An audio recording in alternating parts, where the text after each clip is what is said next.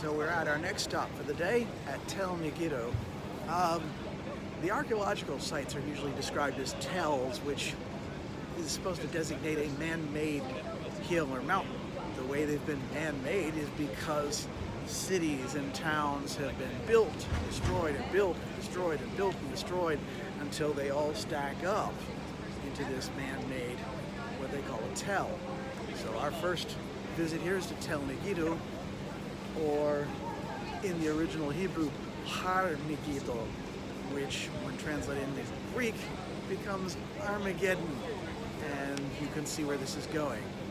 Megiddo's significance, at least initially, comes from the fact that whereas in the modern day we can build a city anywhere and bring what it needs to it, ancient cities needed to have everything by it naturally.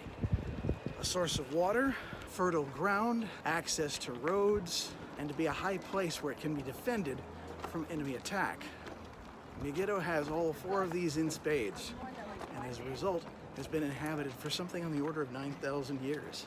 There's 13 layers in this archaeological site going back to the Paleolithic times. The stables that are here were built during the Iron Age, although these are reconstructions. In some places you can see where the line is, where they've found and where they've reconstructed, because there's a wooden beam that distinguishes the parts that were found versus the parts that have been built up. This represents what it would have looked like back in the Iron Age, which would be about 1000 BC, at about the time of Solomon and Ahab and the like. Most stables in those days would have been wood. To have thick stone walls is just an indicator of how rich the society was at the time. Our guide points out that archaeologists here tended to, and still do, leave certain parts unexcavated.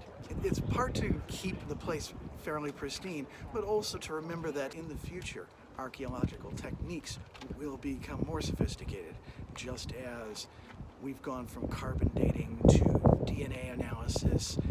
There may be future technologies that we can't even dream of that will continue to confirm what we have and some of the stories behind it. So there's no point in unearthing everything all at once. To the south of this excavation, is about a half mile or a mile from here, is the modern city of Megiddo. The tell here basically stops at about the time of Alexander the Great, because once the Greek influence came in here, prior to that you had small houses right next to each other, not a lot of space in between, and constantly being built upon each other. When the Greeks came, they built in a bunch of public works, temples, hippodromes, their Parthenon, or their local version of it. And then the people had to sort of move and live somewhere else. And it so happens that even there, even in lower Megiddo as it would be, there's still things to be found. They were building and expanding upon a prison there, and they found a mosaic from about the hundreds AD, one of the earliest house churches in a cellar. And yes, back then it was in the cellars. It was a literal underground church. Of course, the intrigue of Megiddo is not just its past, but its supposed future. This is the field by which Megiddo is known in the New Testament. I mentioned that Megiddo has a road that it's built nearby. This is the Way of the Sea that links Egypt to the kings of the north, Assyria, Babylon, and eventually Syria and Russia even nowadays. Eventually, all the people will be coming from the east, the north, the south, and all converge here in one great big battle, whereas the scripture says the blood will run as high as the horse's bridle, 4 miles.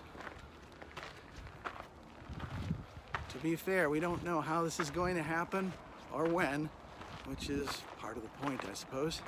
But the fact of the matter is, this is supposedly the where. The proverb may be that all roads lead to Rome, but it would seem that in the future, all roads lead to Megiddo.